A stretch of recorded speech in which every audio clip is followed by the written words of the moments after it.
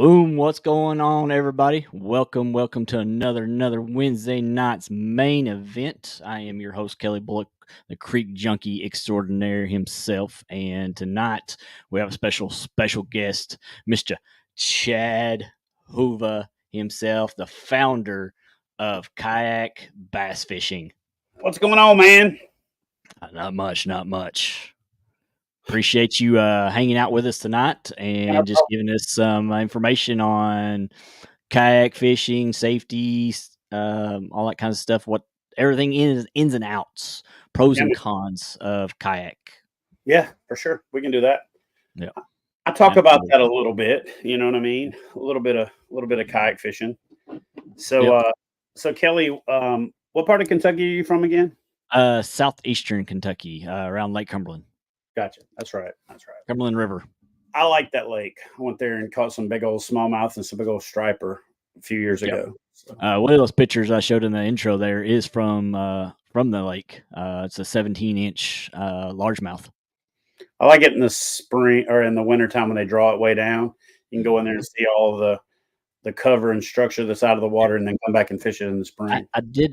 I was on somebody's live, and I was doing that down around Burnside Island. And I was walking the rocky banks and showing all the rock overhangs with the little caverns and caves underneath them, saying, okay, this is going to be a good spot. This is going to be a good spot. This is going to be a good spot. And up there by the state park, they've got all of those man-made brush piles that they've got anchored with concrete and the tires full of concrete and all that good stuff. So, yeah, man. Yeah. Yeah. Well, obviously the hot topic this time of year is for kayak fishing and for safety is that new kayaks are coming out. So there's a lot of interest about what's the new stuff. You know, they debut it all at ICAST, but it really starts to hit the market round about now. And there's a lot of hype and a lot of interest behind several kayaks. There's some apprehensiveness about others, and there's some questions about the industry as a whole. And I've addressed a lot of that on my YouTube channel. Yeah. The boat that I'm most excited about right now, and I'll fall on the sword up front and say I'm a little biased, is the Bonafide PWR 129. And that boat designed from the ground up to be motorized. And so a lot of people are saying, does it come with a pedal drive option? And the answer to that's no, because it's not a pedal drive kayak. Mm-hmm. People who don't quite understand how kayak's designed don't understand you can't just put a pedal drive in it. It has to have the port, the adaptability for the pedal drives. To have a pedal drive kayak, you have to have a seat that adjusts more than one for normal kayak, because you have to accommodate the leg length of the peddler. You also have to integrate a rudder into the design, because if you're pedaling with your feet, you can't steer with your feet, so you have to steer with your hand. Yeah. So there's a lot of misconceptions out there, and I see this as probably the number one question is like, can you just stick a pedal drive in it? And the answer to that is no. A kayak has to be purpose-built for a pedal drive. Mm-hmm. And in any case, even if you sold it without the pedal drive, you're adding significant cost to the boat for it to be pre-rigged to add a pedal drive. And this boat was designed to be powered. It was designed to still paddle well, but it was designed to be motorized. And I think it's one of the first kayaks on the market where a lot of emphasis was placed on hull design for motoring a boat, both with a bow mount or a stern mount. And realistically, with the capacity that this boat has, even with a bigger angler like myself, I still feel like you could get away with a bow mount and a stern mount. And we've not allowed it in KBF competition because, for the most part, there haven't been a lot of kayaks out there that could handle that kind of weight. I would say probably the few that are out there would be the Old Town Autopilot 136, because it's got the motor already made into it. So it could probably handle a stern mount motor and then have two motors on it. The New Canoe Unlimited definitely has the capacity to do it, so it could handle a bow mount and a stern mount motor. Probably the Hobie Pro Angler. And there's not a lot of other kayaks out there. The new Native Titan X is probably the best kayak in that category because of the volume and the capacity and all that. But I don't think even the Titans before this one truly were set up to be able to be pedaled, have a motor on the bow and a motor on the stern. They could be pedaled and have a motor on the stern, But with the new Titan X and the new PWR 129, both of those boats are set up really well. Oh yeah. And for motoring from either end. And then I think New Canoe did a really good job of developing mounts and systems to where you don't have to go looking for or come up with a lot of homemade stuff to fix your. Yeah, because that's a lot of us, especially from my side, because I'm in a lot of the catfishing. So a lot of our stuff that we do for our boats is we're making it ourselves. So Yeah. because there's not catfishing boats out there, there is, but there's not. If you want to spend $90,000, sure, go ahead and buy you a catfish boat. But Mhm. for us that are um, big catfishing people, but we don't have the money, so we rig up our own stuff. We rig up our own rod holders and everything. So it's nice to have something that even with catfishing and kayaks, they're starting to add more and more rigs and storage and holders for us now. Yeah. So that's good. And I had one of the guys talking in chat, double hook angling, buddy of mine, Dave. His son was in a kayak. He did like kayak fishing, but he almost flipped it over. So it's kind of with him with his disability, it's scared him to get back into it. What would you say to somebody like that to tell his son um, what he can look at for kayaks if you wanted to get him back into one? You Um, know, most kayaks that are designed for fishing are going to have that enough secondary stability and even enough initial stability that you're going to be fine. You obviously have to be mindful of it because you mhm. can flip any kayak out there if you try hard enough. Yeah. But realistically, getting a fishing kayak, so you're going to be more comfortable on the water. It's going to have more stability. It's going to be have more volume. Instead of getting, a little recreational kayak from Academy that isn't Mhm. designed for that, it's designed for just paddling and going straight. It's not designed for somebody pulling on a rod and then Yeah. And yeah. that leverage pulling you over the side. And so, Mhm. for the most part, if you go with a premium fishing kayak, the other thing that I would say is with catfish, especially and with bigger fish, is you're going to want to fight. Here's the kayak. You're going to want to fight within 10 degrees of the nose of the boat. If you get off of here to the side too far, now that fish has got the leverage to flip that boat over. But the more you stay either right off the nose or just slightly off of the nose, and when you hip check it to the opposite side, you can fight really big fish. We have fought Goliath grouper, we have fought amberjack, we have fought monster catfish, we have fought big bull reds, and Mhm. it's about setting yourself up in sight casting and bass fishing and red fishing and things like that. I don't tell people to cast right off the nose because if you set the hook and this is your kayak and the fish is coming at you and you're going at it because this is the way that the kayak is designed to be most efficient, Yeah. you're gonna lose a lot of fish. But when it comes to fighting big fish in a vertical, you don't want that rod too far off to the side because again, that's going to give that fish the leverage to flip the kayak over. Mhm. Whereas if you're looking at it from the bottom, you want that rod 10 to 15 degrees off or more towards the nose. That way you can put a little bit of weight on this side with your hip and keep the fish from getting too much leverage on you. And you don't care if those fish tow you around because it's fun. It's Oh a, yeah. old Kentucky sleigh ride or Tennessee sleigh ride or whatever you want to call it. Yeah. So it's just a matter of setting up properly, Mhm. not having, cheap kayaks that are not designed specifically for fishing, and you don't end up flipping. You know what I'm saying? We Mhm. very rarely have flip overs and turtles is what we call it in the sport. We very rarely have those anymore, and they're kind of isolated incidents, and it's usually when somebody put themselves in a bad position, Yeah. and that can happen with anything. There's people that flip John boats, and people don't Oh think yeah. about stuff. You get two dudes running over to one side of a John boat in any kind Mhm. of wave action, you get that lip under. Once that Yeah. one side's under, it's going. Oh yeah. So Well, I mean, even with John boats, I mean, catching big fish too. I mean, if you're standing right on the edge, I mean, you're gonna tip it straight oh over, yeah, or you're gonna go in the water, or you're gonna go in the water. One of the two.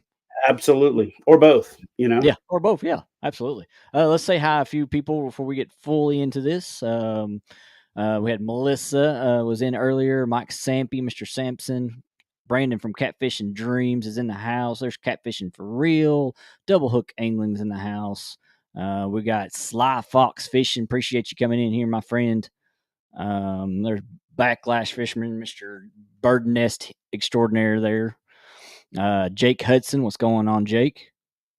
Bugman 22, Yak and Grass Fishing. Appreciate you coming in here. And Mr. Kevin Fishes. Appreciate y'all coming in here. Make sure you hit that thumbs up and share it out. I've got Chad. If you're not a subscriber to Chad, his link is down below.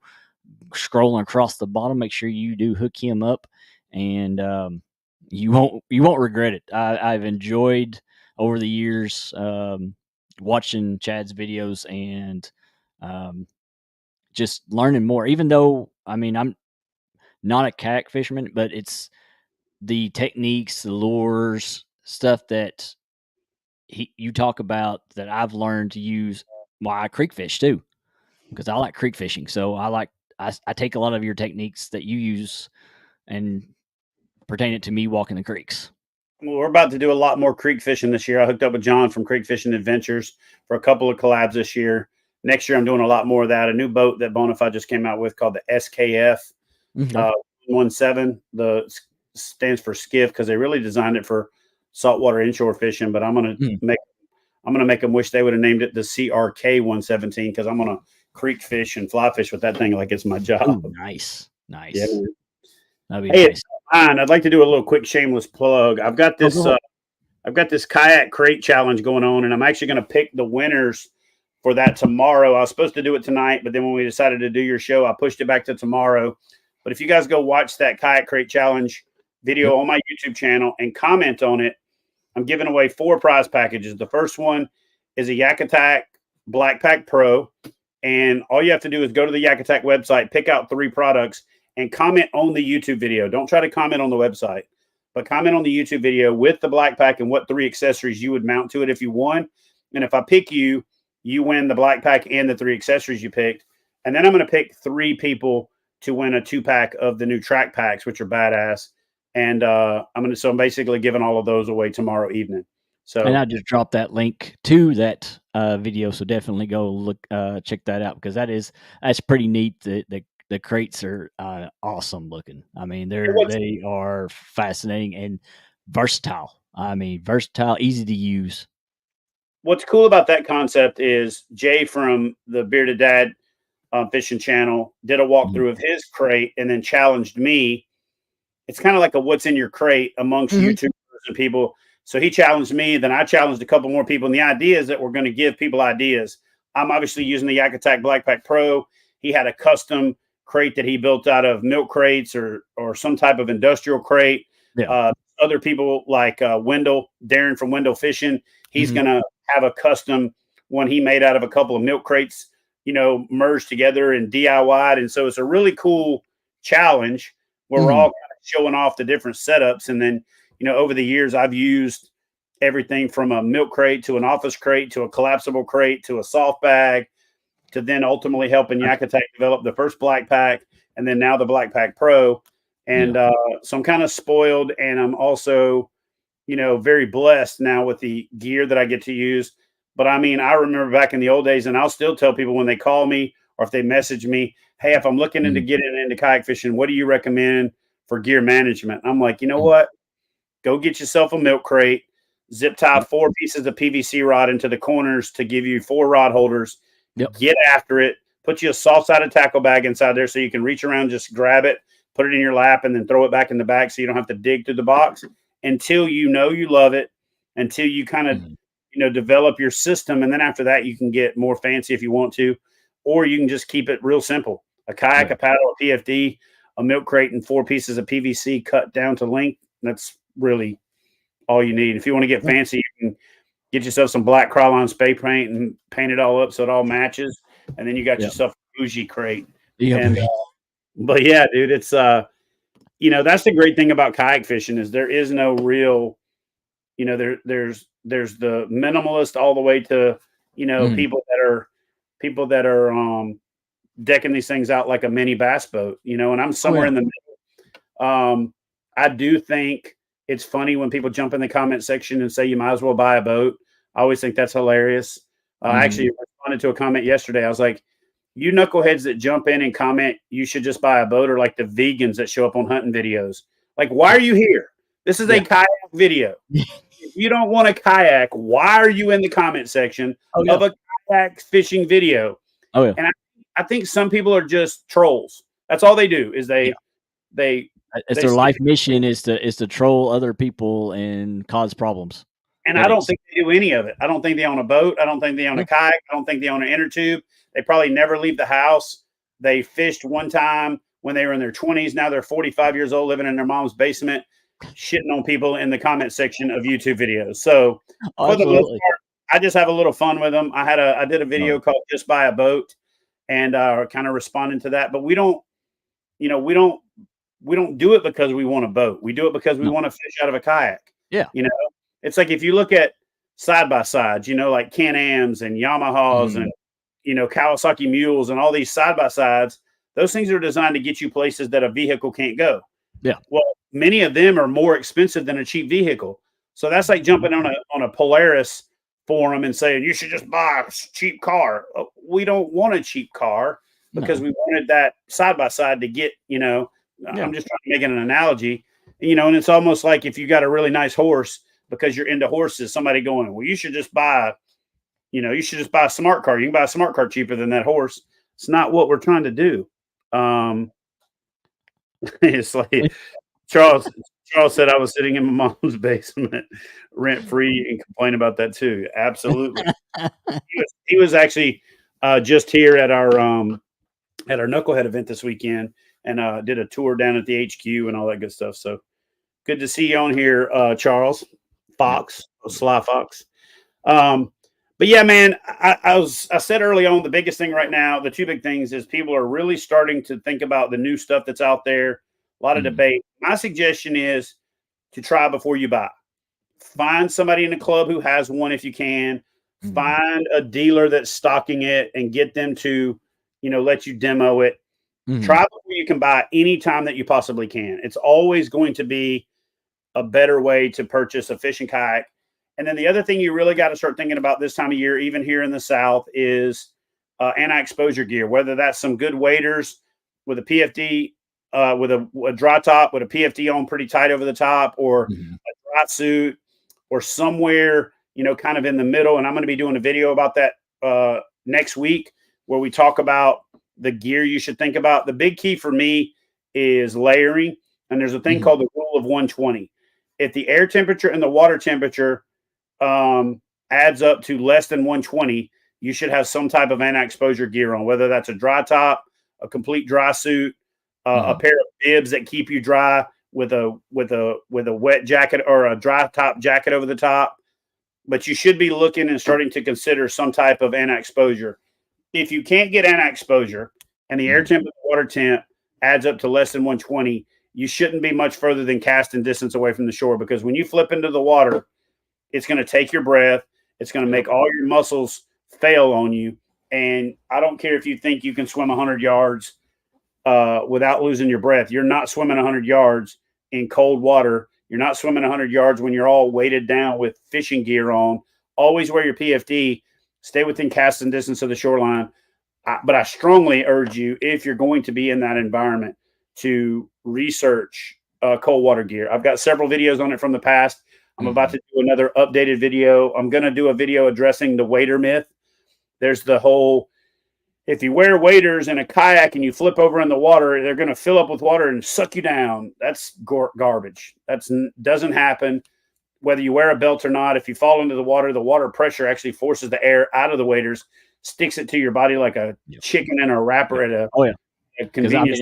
That's what I wear. I wear waders when I creek fish, and because I'm wading, and the pressure it does on your legs is ridiculous. So no, it's not going to sink you because it's you jumped in first and trapped all the air up by your feet, and then it held your feet up, which it can do. But we talk about purging your waders when you get in them. Kind of squat down and force all the air out the top. And then as you go into the water is forcing the air out the top. And if they fill up, they're not going to fill up and now turn you into the Stay Puft Marshmallow Man and suck you to the bottom. especially if you wear the wader belt and if you wear a jacket and a PFD over the Mm. top. We dispelled this myth 10 years ago, 12 years ago, but it's time to revisit the topic and do it again. Obviously, a good dry suit is good if you can afford it. A two-piece interlockable suit is better because to me it gives you more interchangeability for the seasons. The one thing I tell people to avoid all the time is neoprene oversuit, like a full blown neoprene suit, because none of them are designed to be in the sitting position. So when you're in a kayak and you're sitting and you're bent in neoprene, it will make your whole body ache after about 2 hours, and you'll feel like you got hit by a truck when you got out. Lightweight, thin stuff like sealskin or like a base layer neoprene in conjunction with another system will definitely work. But really thick 3 to 5 millimeter neoprene as your primary suit, and you're trying to sit in a fishing kayak, in a bent position all day long, that's not designed. That's not how those things are designed. And neoprene actually does its job when you're in the water. It's not designed to keep you warm out of the water. The way neoprene works is it actually lets your body heat warm up the layer of water between the neoprene and your skin, and that's what keeps you warm. So when you're sitting in it outside the water, it's going to make you sweat, like you stole something, and there is no real insulative value to it the way that you think it is. So a good breathable material with some type of, fleece or micro fleece or high end, wool, micro wool or compacted wool that's designed specifically for base layers is the way to go. Right now, Real Tree Fishing has got a series of base layer stuff at Walmart that's a top and a bottom that comes in a medium weight, a lightweight, a medium weight, and a heavyweight, and they're basically like $20 set. I've seen them. Yeah, man, it's worth its weight in gold. Oh, you can get more fancy and get into your stuff like Colombian, Under Armour, and Ex Officio, and some of those types of deals. But really, anything you could use for hunting is really good. Base layer stuff, your micro fibers, as much as we hate to say it, your spandex type material, that stuff is really good base layer, and it's going to keep you warm, and it provides some layer of anti-exposure in conjunction with a pair of waders or a dry suit as well. So that's something that I think people should really take into consideration. I see way too many people out there in tennis shoes, jeans, a big puffy jacket, and a PFD. And if they flipped, they're probably going to last about 3 minutes, pass out, and their family's going to find their body floated up on the bank somewhere. So take cold water seriously. Remember the rule of 120. Air temperature and water temperature add up to less than 120. You should be wearing some type of anti-exposure or have a really strong, solid game plan for how you're getting out of the water. I always carry a ditch bag in the wintertime. And what that is it's like mine's actually right over there.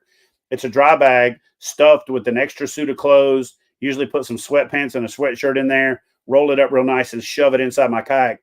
Just in case I end up in the water, I drag my kayak over to the bank, grab it. I can take that stuff out, build a fire, change clothes, and I get something nice and new and warm on while my clothes are drying and while I'm figuring out my game plan for, getting back out of there. Yep. Unscrewing the situation I just put myself in. So a good change of clothes is I've always got 2 pair of extra socks, a pair of gloves, a beanie, a skull cap or a toboggan, depending on what part of the country you're from, or a toque if you're Canadian. Those things are going to do a really good job of helping you retain body heat, especially that toboggan, that skull cap. And it's going to help you get warmed up quicker so you avoid hypothermia and put yourself in because you lose. A lot of people don't realize you lose heat through your head. So anything to cover that, you're going to retain that heat. Yep, through your head, your armpits, and your crotch. Yep. Yeah, man. And then another good thing to take with you is those little hand warmer, type things, just for comfort. People don't realize this, but like if you've ever seen a radiator in the old houses where the water runs through those radiator pipes and the heat comes out. Well, if you think about your body like that, your 90% of your blood flows through your femoral artery, every how long it takes to cycle, depending on how big you are, what your heart rate is, and things like that. Yep. If you take a pair of those heat pads those ones that you crack them and you shake them up and they get hot. Yeah. Put those inside of a pair of socks and put them on the inside of your shorts, on the inside of your thigh.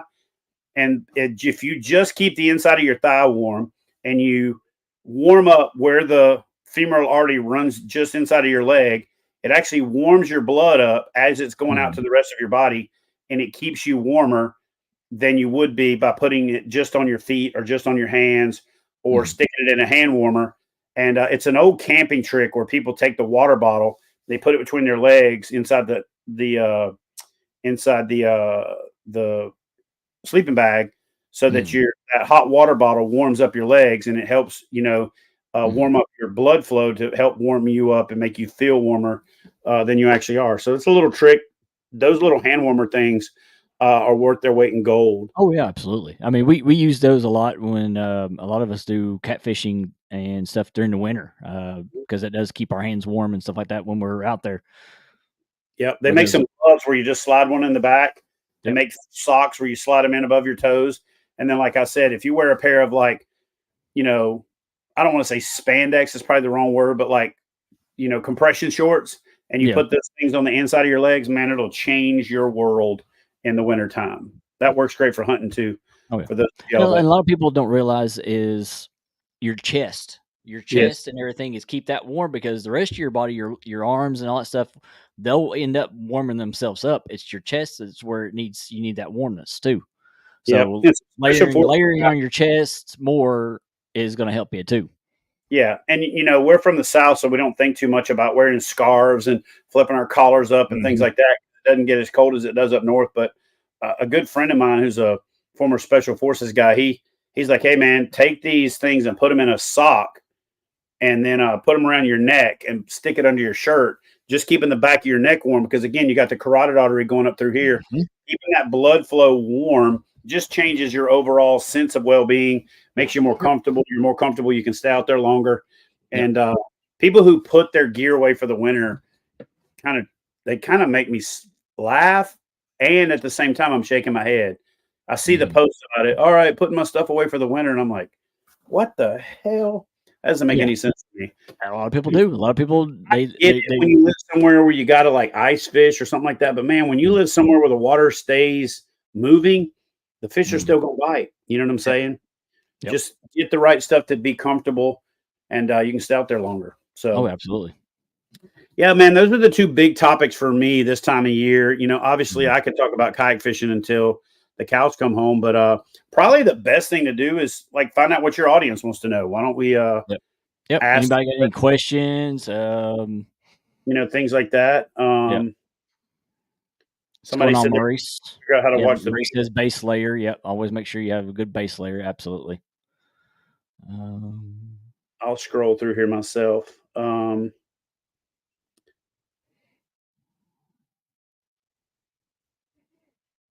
So I'll just keep, we'll keep our eye on any questions that folks got. But I mean, Kelly, if there's any other questions you've got, man, feel free to. Let's talk about comfort. And specifically talk about seats. Because most of your kayaks come with a normal seat. A lot of people don't like that comfort of that seat. And I know you talked about it a couple months ago. You talked about the uncomfortable of the seats and stuff like that, and how to make sure that you are comfortable. You're not hurting your back and you're sitting. Help you while you're fishing and stuff. So let's talk about that a little bit. So yeah, that's a good topic, and I'm glad you brought that up. How many people at home have a chair where this is the seat and this is the back, right? Not very many people.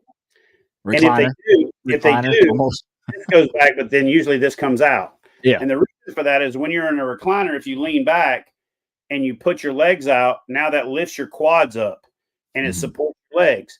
Because if you're just leaning back and you're basically, here's your torso and here's your upper part and you're leaning back, you're putting a lot of stress on your lower back, a lot of stress on your abs, your obliques. And because you're leaning back, but you're pushing your head forward, you're now putting all that stress on your neck and your shoulders, and you're reaching forward. So you're literally putting yourself in the most uncomfortable position that you possibly can. So you see a lot of kayak anglers that have their seat leaned back because they're like me. They got a belly. and they figure, well, I don't want to be leaning forward. That doesn't feel comfortable. But I promise you, if you bring that seat back almost vertical or slightly behind vertical, and you scoot your butt back to where your butt is back here instead of like out away from the seat to where your back is angled like this, you're going to get more lumbar contact at the base of the seat. Mm-hmm. You're going to be more comfortable because your legs are going to have more of a downward drop, but you're going to take all that strain off your abs, your obliques, and your head is going to be straight above your pelvis. When you get your head out behind your pelvis, right, when you lean back, you honestly have to scrunch to hold your upper body up, even if you're leaning back on a seat. And the problem with that is you're not going to be comfortable. You're going to have all this extra pressure that you push down on your legs to compensate.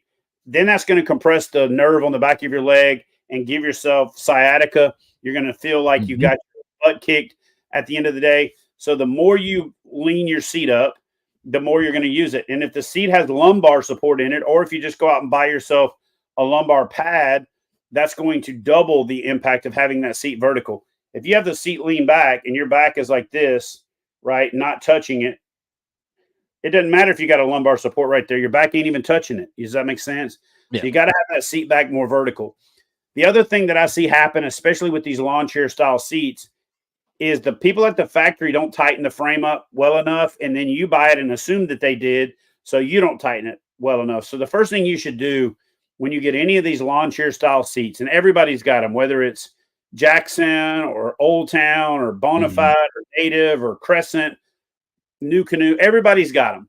Take that seat completely out of the kayak and get those straps. And I literally put a piece of athletic tape around like a little wood rod dowel or a wrench, and I wrap it 3 or 4 times so it bites itself, so I can pull that joker as tight as I can possibly get it.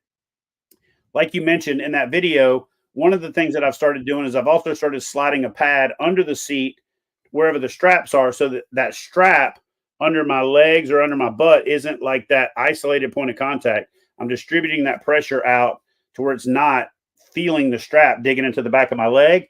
Yeah. And then, man, I'm just going to tell you, I'm a big fan of the kayak cushion. Ever since the first time I put one of those things on my kayak. I have been kayaking a few times without them. Every time I go kayaking without a kayak cushion, I can tell at the end of the day, it's just that little bit of extra comfort, that little bit of extra padding, and it just changes your experience. So I highly recommend picking up a kayak cushion.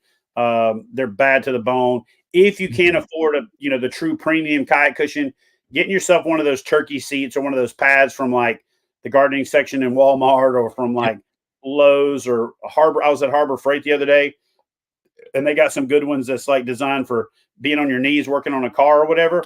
Some type of padding to just give you that little bit of extra cushioning. And in the wintertime, that padding pulls double duty as insulation. It keeps that cold air from blowing up your lower unit and making you colder, because let's be real, you get a lot of wind up your taint and it's going to make you uncomfortable over the course of the day. So just a little bit of insulation for that helps. And, to me, I really think somebody down the road should come up with an actual heated seat. I think there's a couple options that are out there, but they're like astronomically expensive. I've actually been meaning to mention it to Brandon from Kayak Cushion for a long time, but you could take those heated seat pads I'm talking about and unzip the cover and just slide a couple of them in there, and then sitting on those, that little bit of extra warmth will just change your experience over the course of the day. So having the seat adjusted properly, sitting more vertical instead of kind of being halfway back in a crunch, and tightening up all your straps on your seat frame, that's 99% of the situation. Good foot braces, so you can actually put your feet on the braces and push back a little bit, is great, because that keeps you in an upright posture and it keeps the strain off of your legs. You don't.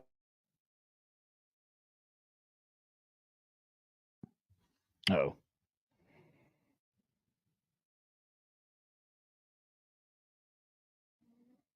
Lost him there for a second.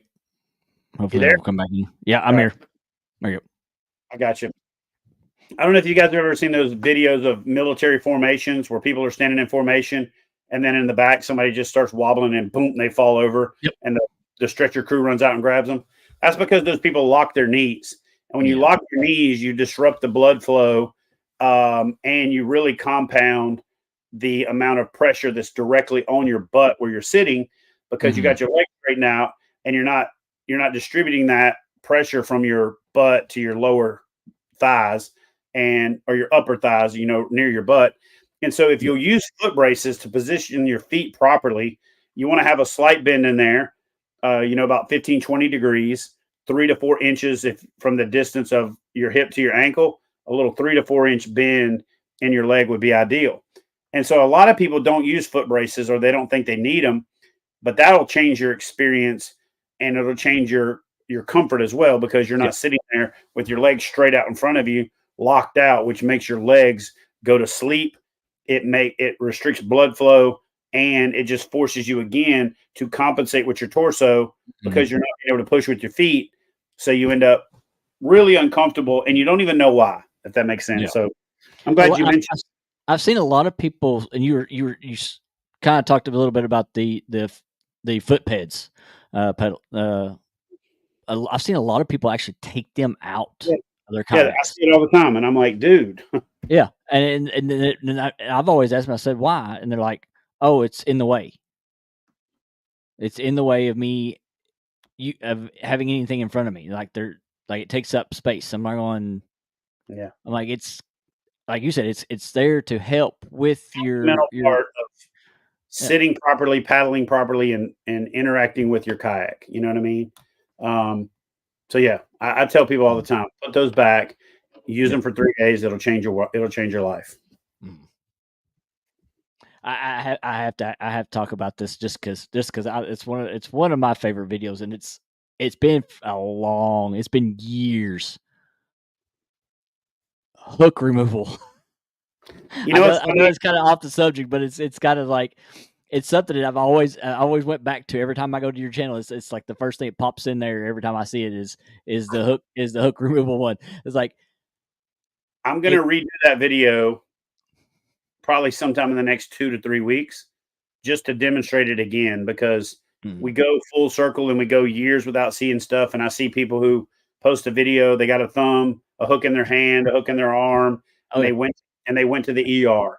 Or And I'm like, or now the biggest thing is, what is it? I see it on TV or on commercials or something. The lure in the ear yeah, where all somebody of those, all of staying those too are close to somebody. all of those are really easy to get the hook out. Really simple concept. I'm going to redo that video again. I don't know Mm.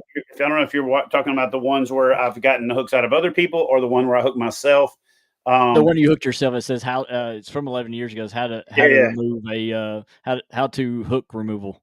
So I'm going to do another video where I basically hook myself again, show people how to take the hook out, and Oh, yeah, it's a simple concept, but I also want to demonstrate it, and mhm, make it to where it's very easy, for people to understand the physics of it. If this is mhm, your hook shank and this is the barb, the real simple thing is you're pressing down on the hook shank to where you've cleared the barb, and so when you push it out, it doesn't catch the meat. You're yeah, pushing down on it to get it away from the the skin, basically. You're mhm, that because when it goes in, it's tearing a hole.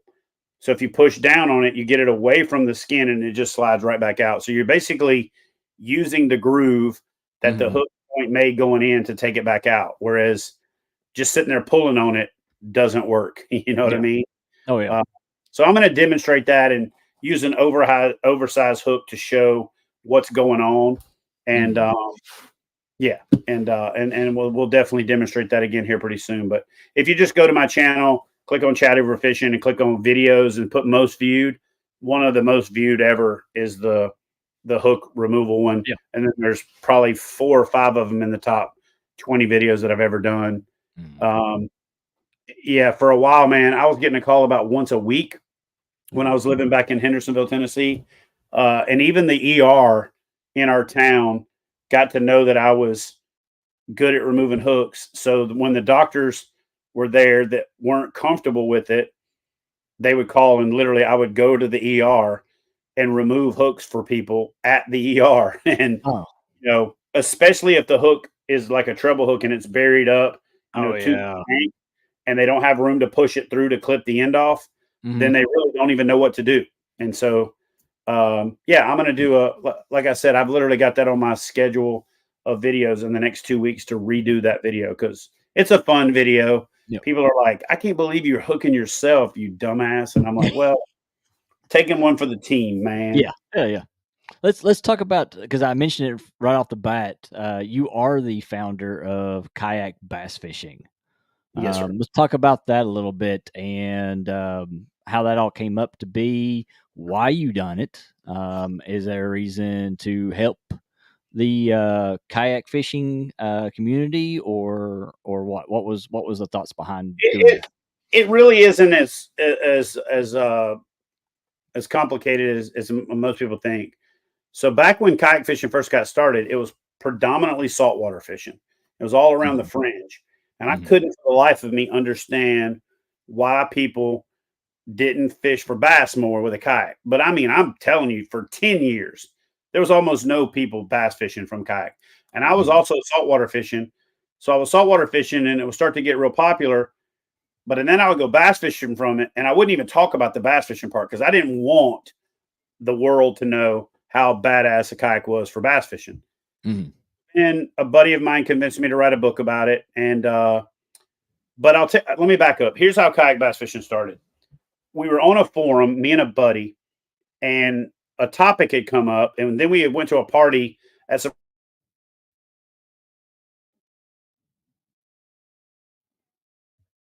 You'll be back on. Somebody sitting around watching football, and something had come up about a topic that was on this page.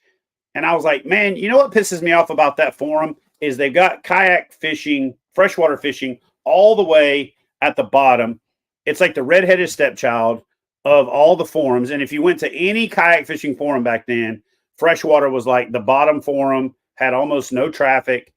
And I said, man, somebody should start a kayak bass fishing page. And my buddy looked at me and was like, you should start it. I was like, I don't know a damn thing about starting a page or building a website or any of that. Yeah.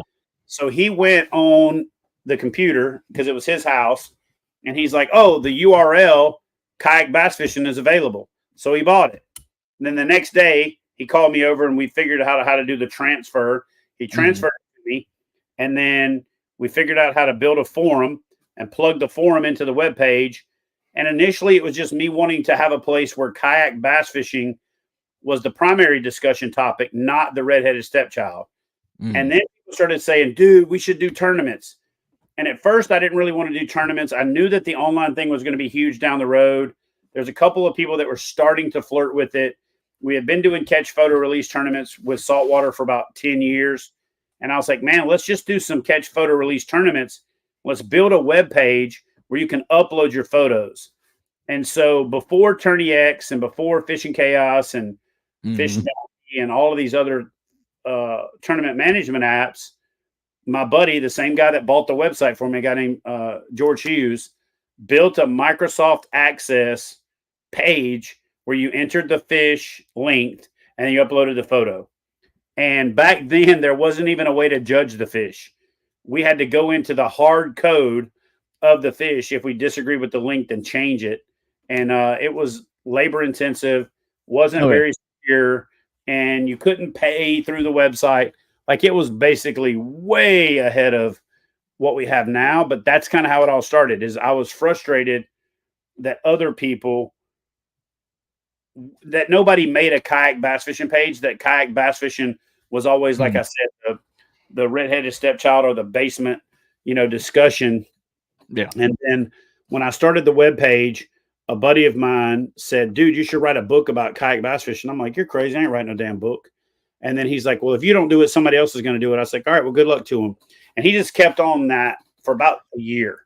And finally I was like, fine, I'll look into it. And I reached out to the production company that I worked with up until July of this year, the production company that I did the TV show with.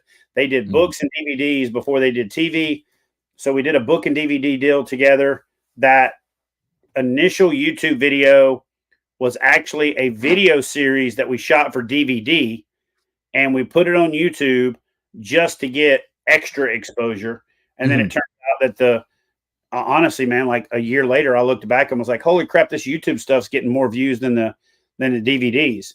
And still, I'm not going to lie and say like I was one of the visionaries that saw it. My buddy Gene Jensen did. Mm-hmm. He was like, dude, you got to get on YouTube. And I was like doing it. But back then, all YouTube was people kicking each other in the balls, or, you know, the shots of the kid hitting the baseball back at the pitcher's mound and hitting dad in the nuts or whatever. Yeah. People flipping ATVs. It wasn't really what it is now. And so I focused on TV for the first 3 or 4 years, and then finally said, okay, I got to take this YouTube thing more serious. Kind of half-assed it for about another 8 years, and I've been really doing, or 7 years, I've been really doing it, I think, right for about 3.5, 4 years. And went from, you know, over 7 years, I got 60,000 subscribers. And then in the last 4, got another 70 something to get 130, whatever that number is. And so the growth rate has been exponential since I started trying to do it right. And then this year with the divorce and all the financial constraints and some of that stuff, we kind of maintained but didn't grow. And next year is going to be my, like, you know, that Katy Perry song, you know, Hear Me Roar. The redemption. The redemption year. We're coming out hard next year. So, yeah man. That's kind of how it all happened. And then every time somebody's like, you know what you ought to do? You ought to do a national championship. You know what you ought to do? You ought to do this. And my dumb ass is like, yeah. And that's kind of how it's just kind of snowballed, you know? Yep. Kept on going. Let's change gears a little bit. A lot of my audience knows that during my Wednesday night shows, we do like to spotlight one of our catfishing channels, bass fishing, crappie fishing channels, just to give them a shout out and help support their channel and stuff because they support ours. So just sit back and relax, and we'll run that footage real quick, and we'll be back with Chad in just a moment.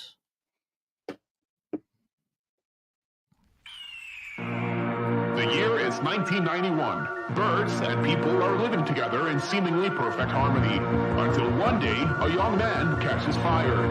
This is Phoenix.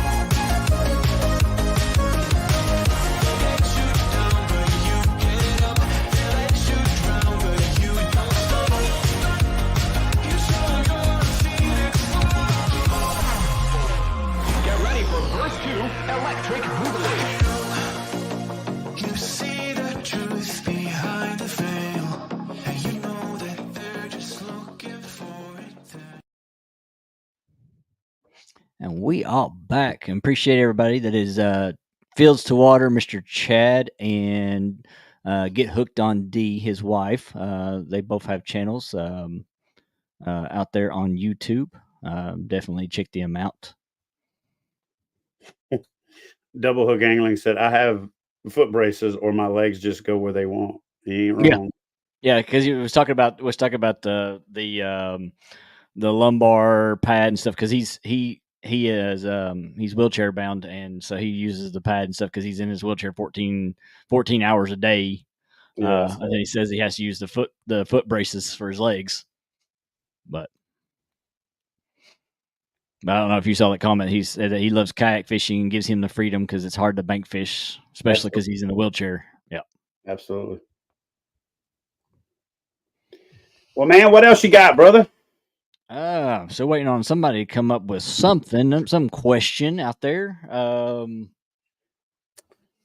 Somebody's got to have a good I know one. they got to have some. A lot of, like I said, a lot of my audience is mostly either bank fishing or they're catfishing from boats or from the bank.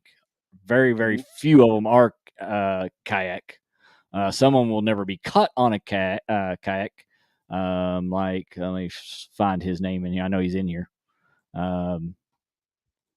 That one out there, Mr. Avid Fisherman, Mr. Bigfoot himself.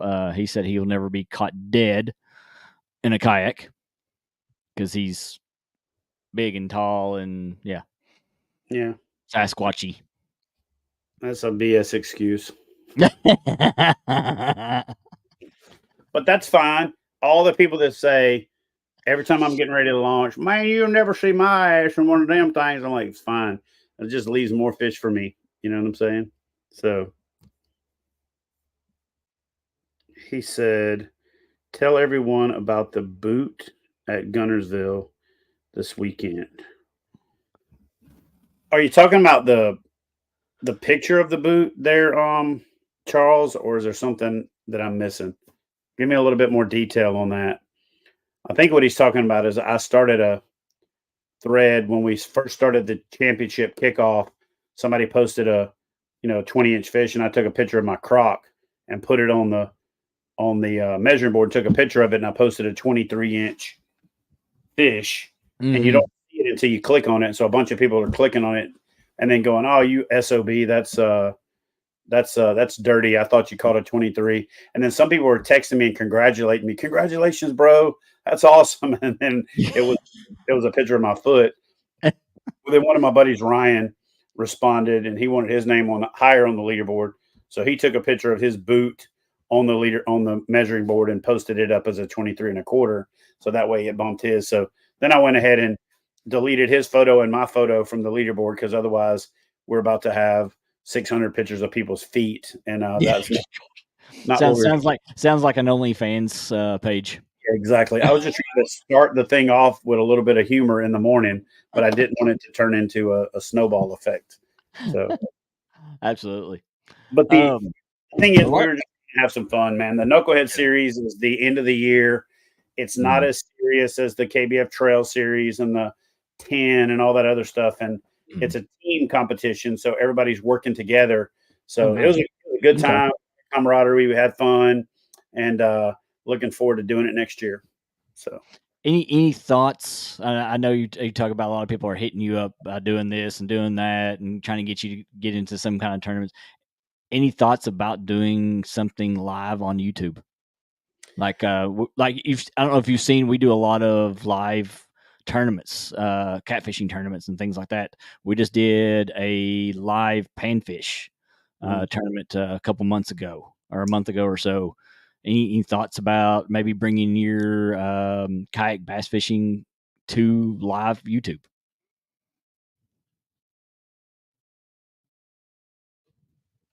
No. All right, I got it. I have another channel that's called Kayak Bass Fishing. It's got like 7,500 subscribers. I haven't used it in a couple of years. The problem with doing live streams on my primary channel is I did a bunch of them and they kill my numbers. So I've avoided doing more live stream on the YouTube channel. But what I'm going to do next year is live stream a lot of fishing from the water. And I'm going to live stream it simultaneously on Twitch, Facebook Watch, and on YouTube. But I'm going to use my second channel as the place to do that so that it doesn't mess up. Your main channel. Yeah. My main channel. And then I'll go to my main channel and post a short about it or a community post and say, check me out live on kayak bass fishing, that kind of thing. But yeah, we did it for a couple of years ago. And then, like I said, the numbers were good compared to a lot of lives because, I've got a pretty big following, but they weren't good for YouTube. And once they weren't live anymore, they just kind of stagnated, and then it would hurt the next 2 or 3 videos. So as I'm learning how to be better at the YouTube thing, I've kind of realized I've got to have certain type of content on this one channel and then my other channel for the other platform. But it did really well on Twitch. and it does really well on Facebook. So working on building like a streaming system that I can carry on the kayak with me that's battery powered with the Dakota Lithium power box and some other stuff. Mhm. I can go out there and stream all day. In fact, next year, one of the things I plan on doing is fishing in some of my own tournaments and going out and fishing in some of the Hobie events and fishing in some of the Bassmaster events and filming it for my YouTube channel, but also live streaming a lot of the content at the same time. So yeah, been planning on that since the beginning of this year for next Mhm. year. Nice. Yeah, definitely be looking out for that. I'm definitely going to be looking out for that because it's something that I always like watching.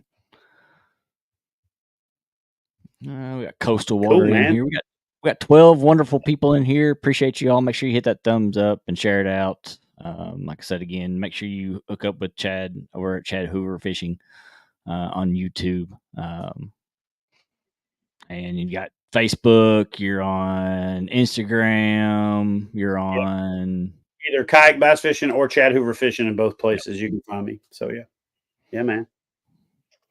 So Crappy Day said, I tried the kayak, but bad hips and knees, hard to get in and out. But I fish a 10-foot small water boat that fishes a lot like a kayak. So yeah, that works. Mhm. Good enough. There are a lot of kayaks that are designed for people that have a hard time getting in and out, like the new Canoe Unlimited. It's got a little bit higher seat. It's got a swivel seat. The new Titan X from Native has got that swivel seat, and you're not sitting down in the boat like you used to back in the day. So maybe consider giving another fishing kayak a try because they've gotten a lot better and they feel a lot more like a little boat than they do a kayak. You're not sitting down in it.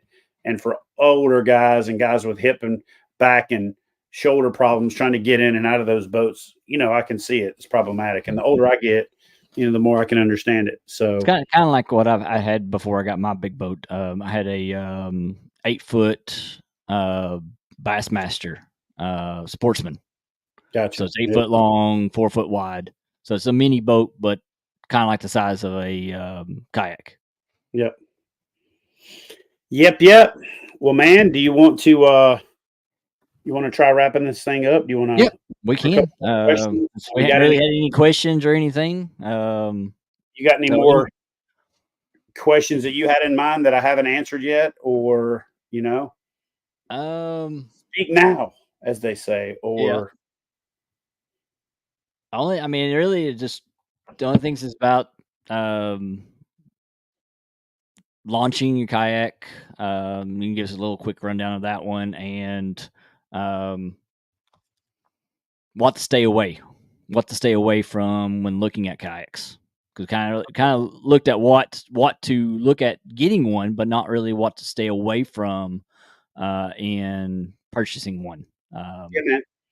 Well, obviously, I want for the most part for you guys to go to my YouTube channel because it's easier to see some of this stuff when I demonstrate it. And I've got 3 or 4 videos on how to launch your fishing kayak.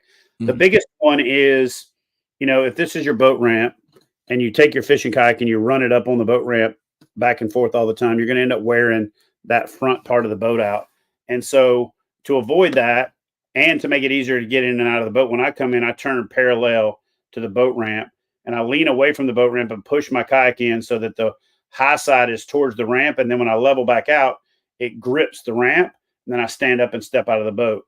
And then to launch it, you do the exact same thing and opposite. Put your boat parallel to the boat ramp, slide it out to where when you put the weight on the inside, it's touching the concrete. Then you step over into it, sit down in it, and then scoot away. And you don't rub that front of the boat up against the boat ramp. Every time you go in and every time you come out, it's not going to take very long before you wear through the hole.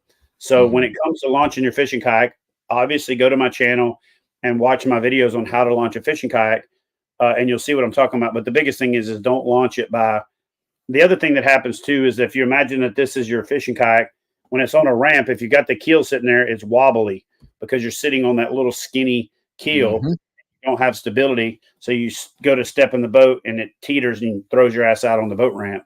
So it being parallel makes it also more stable for entering it.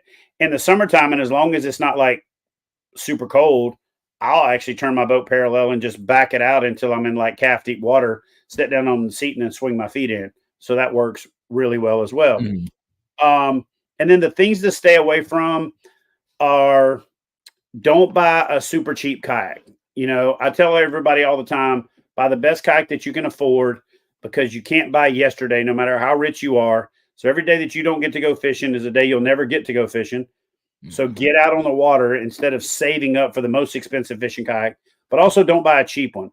And I'll make this analogy for you. If you buy a $300 kayak, at the end of the year, you can probably sell it for 50 to 75 bucks. Okay. So you lost a big chunk of money.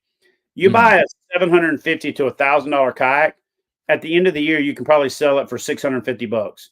So in theory, you fish for a year for 100 bucks, whereas in a $750 kayak, whereas in a $300 kayak, you fish for a year, and if you tried to sell it, you're going to sell it for 50 to 75 bucks.